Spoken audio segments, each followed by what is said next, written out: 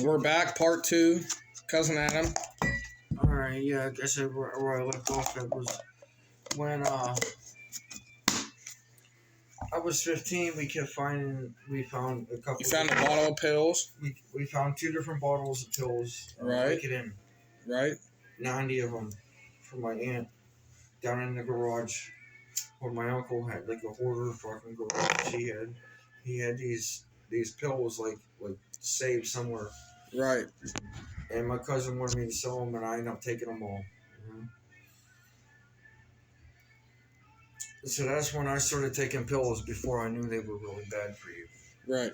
Like, I just thought, like, you know, as I was growing up, we were smoking weed and we were drinking all the time. Right. I felt like if I took a pill, it's like smoking weed, but taking it in a pill form. Right. And so I would take them every morning before I'd go to school. Right. You know, I would take like 8 or 9 Vicodin before I go to school when I was 15. And you know, she fucked me up. You know, I was prescribed Adderall at the time, and I wouldn't take them. I didn't like the way that they made me feel. I did not like them, and I would stash them and I would sell them, but I would start trading them. Like my friend, like his sister was on Vikes. But she was on the extra strength, the esters. Right. So he would steal pills from his sister, and I would trade him my Adderall for his Vikes. You know. And that's how it got you started. Yeah, that's how I got hooked on them. See, like I was prescribed Ritalin when I was like 6 years old. Wow. Okay, and this was like back in like 1990. Right, that's young to be. So like they didn't like I felt like I've always felt my whole life that I felt like I was being experimented on. Right. Because they didn't really know much about them. Right, you were a testing addict. They started putting kids on them all the time. Right, and stuff. Right. How could you diagnose somebody without a brain scan? And just say, oh, you need this medication, you know? But we want to get deeper. We want to move past that now. But you know, I've been doing therapy since I was like 6 years old, my whole life. Right. So that's what got you started on the drugs, was the pills the pills you guys were finding with your cousin? The start of the drugs was alcohol. But I'm saying, then you guys started getting the pills. Don't let anybody fucking kid you that fucking ain't. Weed ain't fucking. Like a beginner. Better. Yeah, right. Oh, it depends on who you are. But okay, so we got started on the pills. It's a physical thing. You need to get closer so we can talk. You got started on the pills, and then what comes after that? So I was 15. I was fucking doing all these pills for a long time now. For most of my age of 15.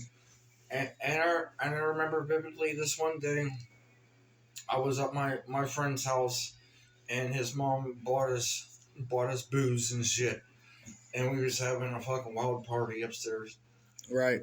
And we were playing some kind of card game, some kind of drinking game, man, and I got sloshed. Okay. Like I got real sloshed. And I went downstairs and I asked her, I'm not gonna say her name. But I could say her name, but I'm not going to say her name. And she said, I asked her if I could have some cigarettes. You know, she gave me 2 cool cigarettes. And as soon as I smoked that cigarette, man, I started getting real sick. We went down here at the Amatos. Me and, I don't want to say their name. You can say his first name. Me and Sean, we come down to the Amatos down here. And he ordered an Italian hoagie, and we're sitting on the neighbor's stairs, and I'm puking my guts out. I'm fucking puking my guts out on these people's stairs, and then they come home from like grocery shopping, right? And like I'm fucking puking like fucking bad, like I was trashed, and the people thought I was dying. Okay. because of like the way I was like acting and shit. I was only 15, I was all fucked up, and so they called the cops and they called an ambulance and shit. And so like the cops and the ambulance, I see them coming down the road down here, Right. and my friend's like, they're here for you. I'm like, yeah, man, I don't know, I don't care, It's like I was so fucked up, I don't want to get up. And he ran away and shit. When the ambulance and people came, and they checked me out to make sure I was okay, and made sure I needed an ambulance. And, Right. but I got arrested for underage drinking. Like my friend's mom came over, the one that provided us the booze, and I lied. I was like, oh, I was down the river with some people I didn't know, Right. and all this shit. And then my mom came, and she was super pissed. But when my friend ran, the one dude that was a volunteer, he knew him, and he fucking pinpointed him out, Right. said his name, knew where he lived, knew all that shit. But my friend did not know that, okay? Right. So he thought I snitched on him. Right. And I never been a snitch my whole fucking life. And I never fucking will. Right. Swear to fucking God.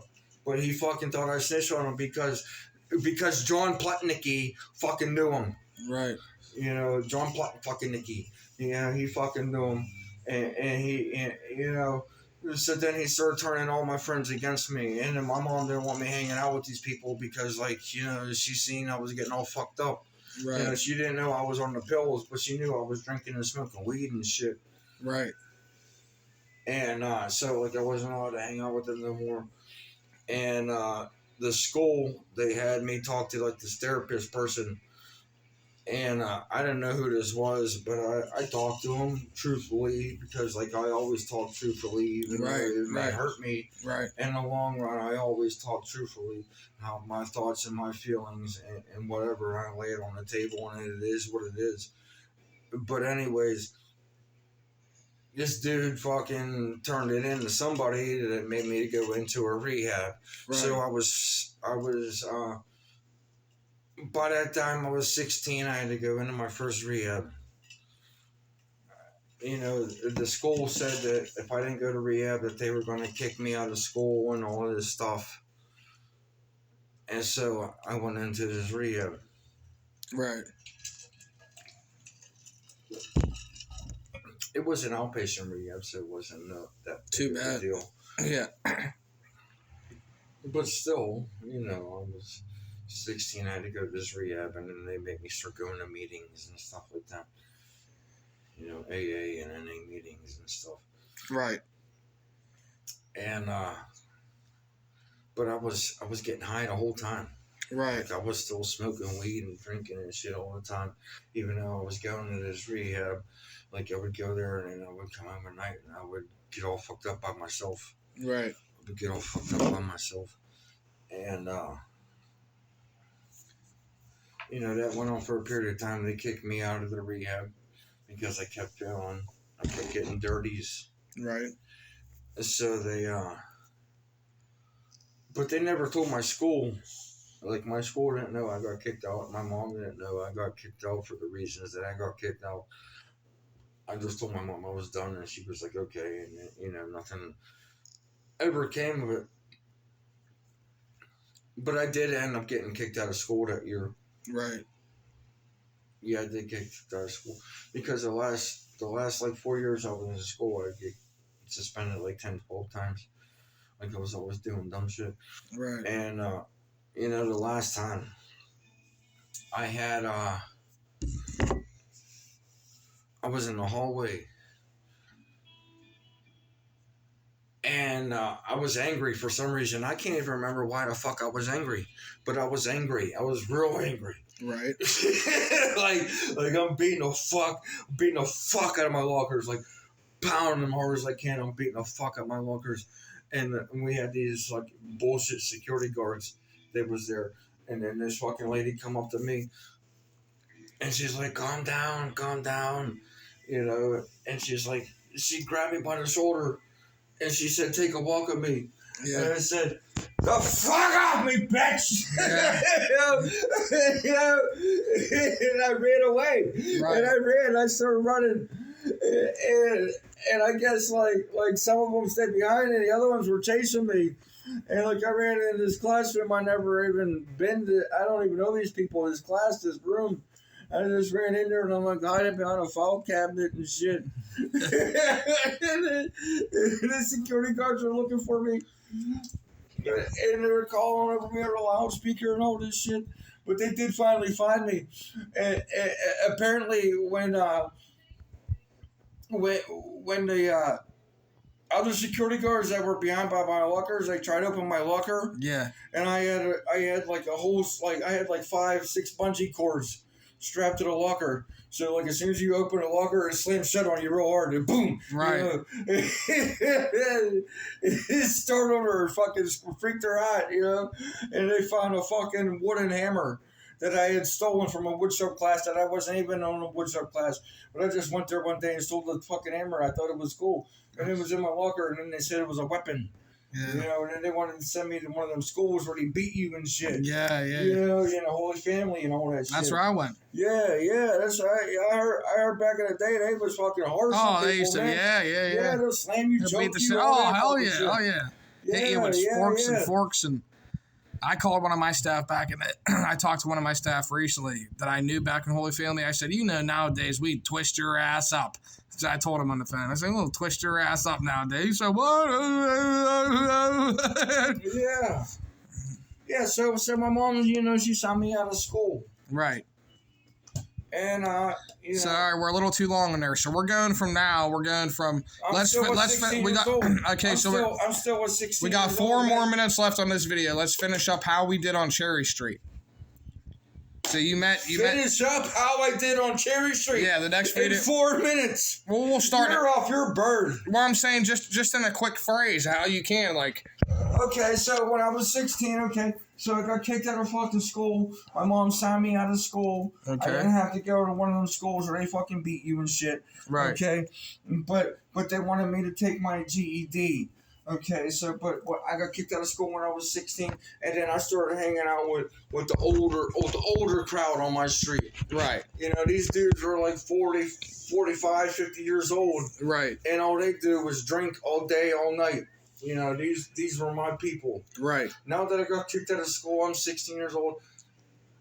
I'm hanging out with these people. And they were how much older than you? 40, 45, 60. Oh, so they were 30 years older than you. Yeah, 30, 40 years older than me, man. Like old. So you were already, by the time you were 15, you were already 25 in reality. I was drinking every day, all night with these old heads, man. Right. These fucking old heads. Right. And that was your surroundings. And if you ever notice, I'm sure you fucking noticed, of course you fucking noticed, that when I play my YouTube, it's mostly 60s, 70s, 80s. Right. Because that's the shit that I'm used to fucking listening to. And that was the shit I got from my dad too, yeah. When I was coming up with age. Right. Okay. Right. No. So what? Hold on. Before we finish off, we got 2.5 minutes left. You were on Cherry Street. How did we encounter a chicken or a rooster? Man, that is farther down the line. That is further down the line. Okay, so what can we talk about now? Still, we got 3 minutes left. You were still on Cherry Street. You were fucking. I got kicked out of school, so then I started hanging out with the old heads. Started drinking with them all the fucking time. Right. All the time, and I got forced to get my GED. Okay. They wanted me to take classes to take my GED, and I didn't want to do these dumb bullshit ass classes. Right. They would take me downtown, down by the Civic Arena. It was basically right across the street from the Civic Arena. Mm-hmm. And my mom or my grandma would drop me off for the day, and as soon as I seen their car leave, I would just fucking leave that place. I didn't. And I would go downtown and I would hang out downtown all day long and fucking, just explore the shit. Like, the shit was wild, to me. All right, so we're going at the end of part 2 now. We got a minute left. Part 2. We'll move on to part 3. I mean, at one point they had me, do night classes for the GED. Right. And I would just go in the fucking hallway and just sleep on the bench. Or other times I would go up on the 5th floor where they had the cafeteria. Right. And they had all their jellos and puddings and stuff prepared for the next day. And I'd go in there and fucking steal it. Like just fucking grab my hand and just fucking scoop the fucking pudding and jello and shit. I'd be fucking picking out there. And I remember this Brazilian guy, he was like, he see me sleeping on the bench. He's like, what is wrong with you? Why you come here and waste your time? He's like, I work very, very hard to get out there. And you just sit here.